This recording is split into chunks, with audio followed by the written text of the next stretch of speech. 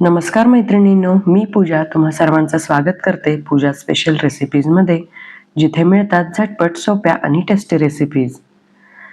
तुम्ही नेहमीच ऐकलं असेल राजस्थानी गट्टे की सब्जी. तर मैत्रिणींनो, आज मी तुमच्यासाठी घेऊन आली आहे तीच मस्त अशी राजस्थानी गट्ट्याची भाजी. चला तर मग व्हिडिओला सुरुवात करूया. पण त्यापूर्वी अजूनही जर तुम्ही माझ्या चॅनलवर नवीन असाल तर प्लीज माझं चॅनल सबस्क्राईब करा, सोबतच बेल आयकॉनवरही क्लिक करा. तर आधी आपण हे गट्टे बनवून घ्यायचे आहेत आणि त्यासाठी मी इथे 1 कप बेसन घेतले. त्यामध्ये चवीनुसार मीठ घातलेलं आहे. सोबतच 4 चमचे तेल घातले. आता आपण यामध्ये 5 ते 6 चमचे दही घालायचं आहे. आता इथे मी 1 चमचा धने आणि बडीशेप जाडसर कुटून घातलेत. 1 चमचा लाल तिखट, पाव चमचा हळद, तसंच हातावर चोळून 1 चमचा ओवा घातलेला आहे. अर्धा चमचा जिरे घालायचे आहेत आणि साधारण 2 चिमूट हिंग घालायचं आहे. आता मी इथे अर्धा चमचा धनेपूड घालतेय आणि गरम पाणी घालून आपण हे थोडं थोडं व्यवस्थित मळून घ्यायचं आहे. एकाच वेळी जास्त पाणी घालू नका आणि कणिक हे अतिशय घट्ट किंवा अतिशय मऊ करू नका. अगदी व्यवस्थित सॉफ्ट असं हे कणिक करून घ्या. हे कणिक भिजत ठेवायची अजिबात गरज नाहीये. आता याचे असे लांब लांब मी रोल करून घेते. तुम्ही हवं तर मुटके सुद्धा म्हणू शकता.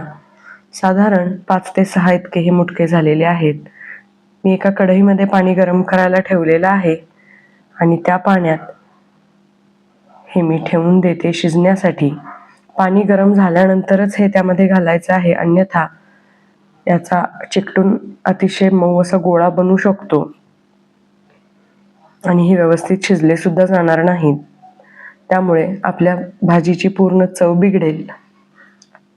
व्यवस्थित पाण्याला छान अशी उकळी आल्यानंतरच आपण हे पाण्यामध्ये ठेवून द्यायचं आहे आणि साधारण 10 मिनिटं याला छान असं शिजवून घ्यायचं आहे. आता तोपर्यंत आपण भाजीसाठी एक मसाला तयार करूयात आणि त्यासाठी मी इथे 1 कप दही घेतलंय. त्यामध्ये साधारण 1.5 चमचा मी लाल तिखट घातलेला आहे. सोबतच इथे मी 2 चमचे धनेपूड घालतेय. चव बॅलन्स होण्यासाठी अतिशय पाव चमचापेक्षाही कमी साखर घातलेली आहे. 1 चमचा मीठ घातलंय. 1 चमचा गरम मसाला घातलेला आहे आणि 2 चमचे मी इथे डेसिकेटेड कोकोनट वापरते. तुम्ही हवं तर सुकं खोबरं सुद्धा वापरू शकता. तर त्यानंतर पाव चमचा हळद, पाव चमचा हिंग, शिवाय अर्धा चमचा मी जिरेपूड घातलीये आणि हे सारं मिश्रण आपण इथे मिक्स करून घेतोय. आता इथे बघू शकता कलर अतिशय छान आलेला आहे या दह्याचा आणि हे आता आपण साईडला ठेवून देऊया. तेवढ्यात आपले छान असे गट्टे सुद्धा शिजले असतील. साधारण 10-1 मिनिटं झालेली आहेत आणि हे आपले गट्टे शिजले गेलेत.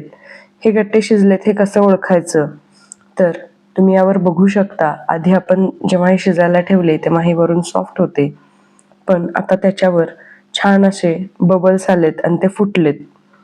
तर हे जेव्हा बबल्स येतात तेव्हा समजून जायचं की हे आपले गट्टे शिजलेले आहेत आणि हे गट्ट्याचं जे शिजलेलं पाणी आहे ते आपण फेकून द्यायचं नाहीये. आता हे गट्टे मस्त थंड करून घेऊयात. एका मिक्सरच्या भांड्यात मी 1 टोमॅटो, 1 इंच आलं, 2 हिरव्या मिरच्या, 8-10 लसूण पाकळ्या आणि 5 ते 6 काजू घेतलेत आणि ह्याची आपण प्युरी करून घेऊया. एका कढईमध्ये ज्यामध्ये आपण भाजी बनवायची आहे त्यामध्ये साधारण 2 चमचे तेल आणि 3 चमचे तूप घेतले. हे गरम झालं की त्यामध्ये मी जिरे टाकलेले आहेत आणि जिरे छान तडतडले की आपण हे जे आत्ता वाटून बनवलं होतं मिक्सरच्या भांड्यामध्ये ते यामध्ये घालणार आहोत. त्याला छान तेल सुटेपर्यंत आपल्याला परतून घ्यायचं आहे.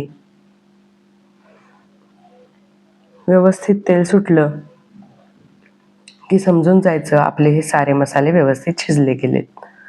आता आपण जे दह्याचं मिश्रण बनवलं होतं ते सुद्धा मी यामध्ये घातले आणि ते सुद्धा आपण छान परतून घेणार आहोत.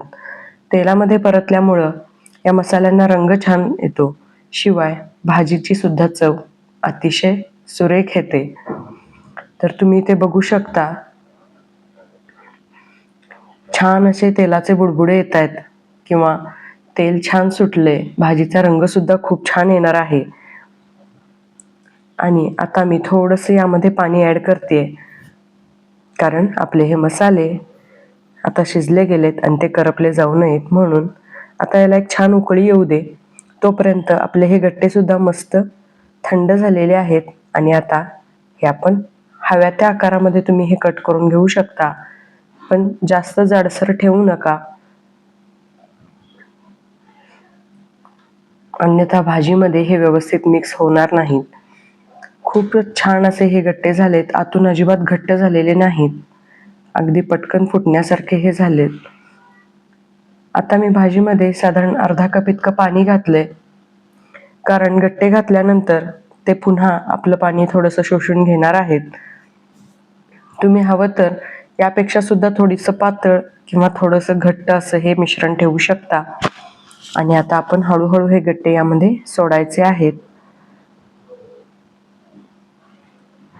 आणि हे व्यवस्थितपणे मिक्स करून साधारण 5 ते 7 मिनिटं याला आपण पुन्हा शिजवून घेणार आहोत, जेणेकरून हे सर्व मिश्रण व्यवस्थितपणे एकजीव होऊन जाईल.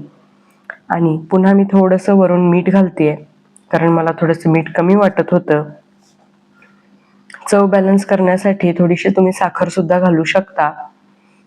आणि वरून मस्त अशी बारीक चिरलेली कोथिंबीर घातलेली आहे. आणि या भाजीला आपण छान अशी उकळी येऊ देऊयात. भाजीचा कलर बघूनच आणि वास तर इतका मस्त येतोय, कधी एकदा ही भाजी खाते असं झालेलं आहे. तर तुम्ही सुद्धा ही मस्त साधी सोपी अशी राजस्थानी गट्ट्याची भाजी एकदा नक्की ट्राय करून बघा. आणि ही रेसिपी तुम्हाला कशी वाटली हे मला नक्की कमेंट करून कळवा. इंस्टाग्रामवर या रेसिपीचे तुम्ही काढलेले फोटोज मला नक्की शेअर करा. पुन्हा भेटू अशाच एका मस्त नवीन चटपटीत रेसिपी सोबत. तोपर्यंत बाय. व्हिडिओ पूर्ण पाहिल्याबद्दल धन्यवाद.